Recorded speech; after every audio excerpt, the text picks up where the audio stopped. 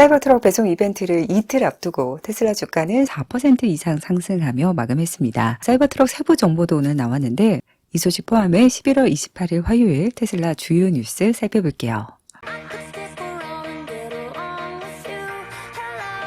자, 오늘 오전 모바일 앱 업데이트가 출시됐는데요. 숨겨진 소스코드에서 사이버트럭에 대한 몇 가지 새로운 정보가 포착됐습니다. 비스트 모드라는 테슬라에서는 처음 보는 짐승 모드가 사이버트럭 폴더에 있었는데 이 모드가 활성화되면 플레드와 유사한 이런 시각적 이미지가 이렇게 디스플레이에 나타나고 기능은 모델 S 플레드처럼 뛰어난 가속 기능인 것으로 추정됩니다. 자, 다음은 최소 3가지의 휠 옵션이 있다는 건데 표준 휠로 보이는 18인치 휠과 대부분 우리가 목격했던 20인치 휠, 그리고 이미지에는 없지만 프리미엄 휠이라고 언급된 3번째 타이어도 있었다고 합니다. 자, 프리미엄, 아마도 사이버트럭 최상위 트림용 특수 휠이지 않을까 예상되네요. 자, 다음은 최초의 사이버트럭 액세서리로 보이는 베이스 캠프가 포착됐는데요. 베드 토너 커버에 텐트처럼 이렇게 설치되는 형식인데 매트리스도 포함되어 있는 것 같다고 합니다. 자, 이건 좀 아쉬운 부분인데 앞유리 상단 라이트 바가 이게 옵션으로 제공된다는 것이 소스코드에서 확인됐습니다. 자, 그리고 오늘 사이버트럭 딜리버리 이벤트 당첨자들에게 공식 티켓이 발송됐고 좀 전에 프레스 릴리스도 나왔습니다. 여느 이벤트와 달리 오후에 진행하고요. 미국 기준 30일 오후 2시, 한국은 이번 주 금요일 새벽 5시에 X 공식 계정에서 라이브 방송을 한다고 하네요. 이제 유튜브에서는 안 하나 봐요. 이거 후기 또 가지고 오겠습니다. 최근 인도 투자와 관련해 인도가 수입차 관세 15% 인하를 검토하고 있다고 알려졌죠. 구체적인 거래 내용에 대한 새로운 보도가 나왔습니다. 테슬라가 인도에 최대 20억 달러를 투자할 것이라고 알려졌지만 테슬라는 관세 인하 필수에 초기 투자액을 50만 달러로 확 낮췄다고 합니다. 이는 인하된 관세율로 수입할 수 있는 자동차 대수가 줄었기 때문이라는데요. 12,000대로 테슬라가 제안한 수량보다 대폭 줄었고 이에 따라 테슬라도 투자를 확 줄인 것으로 보입니다. 자, 그런데 만약 정부가 3만 대로 확대한다면 테슬라는 투자 규모를 다시 20억 달러로 늘릴 의향이 있는 것으로 알려졌는데요. 정말 이렇게까지 합의점 찾기가 어려울 수 있는지 많은 게 낫지 않을까요? 자, 한편 어제는 테슬라 임원들이 잠재적 공작 후보지를 살펴보기 위해 태국에 도착했습니다. 지난 영상에서는 태국 총리가 프리모드 공장을 방문했다고 했었는데요. 이번에는 테슬라 임원들이 태국으로 갔고요. 총리 인터뷰에 따르면 테슬라가 50억 달러 규모의 투자를 할 준비가 되어 있다고 합니다.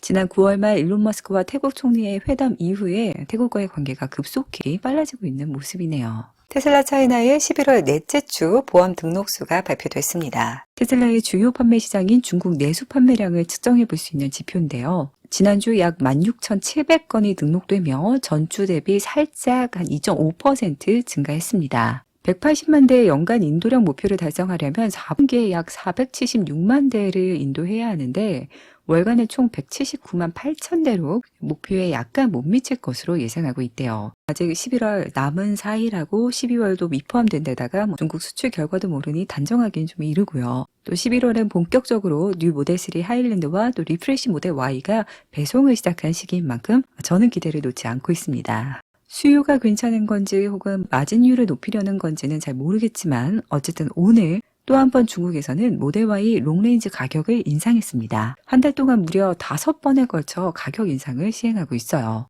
그러나 반대로 연말 수요 촉진을 위해 재고 차량에 새로운 보험 보조금을 제공한다거나 저금리 대출 같은 새로운 인센티브를 제공하기 시작했습니다. 끝으로 한 달 넘게 지속 중인 테슬라 스웨덴에 향한 노조 파업 시위 소식입니다. 지난 영상에서는 노조단체가 테슬라 직원들을 가입시키기 위해 금전적 보상으로 회유 중이라는 내용을 다뤘었는데요. 어제는 테슬라가 소기의 성과를 얻었고 오늘은 좀 웃긴 내용이 있었습니다. 먼저 월요일 테슬라가 스웨덴 교통국을 상대로 제기한 소송에서 고소 직후 단 몇 시간 만에 스웨덴 법원이 테슬라의 손을 들어주는 판결을 내렸습니다.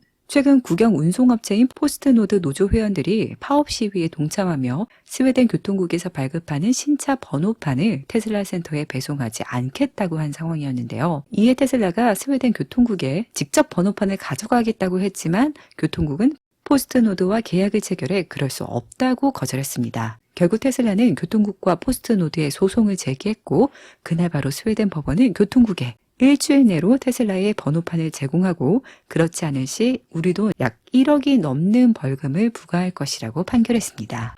이에 대해 일론은 땡큐 스웨덴이라고 화답했고요. 자, 그리고 오늘 소식입니다. 스웨덴 노조 파업 시위의 핵심 참가자이자 노조 측 변호사인 다비도비치는 공개적으로 테슬라를 비난하며 단체 협약 체결을 종용해 왔는데요. 그는 올해 3월 와이프가 모델 Y를 구입했고 자신은 4년 전 모델 S를 구입했다는 사실을 인정했습니다. 모델 Y 대신 전 BMW를 사라고 했었는데 와이프 의지가 워낙 확고했어요.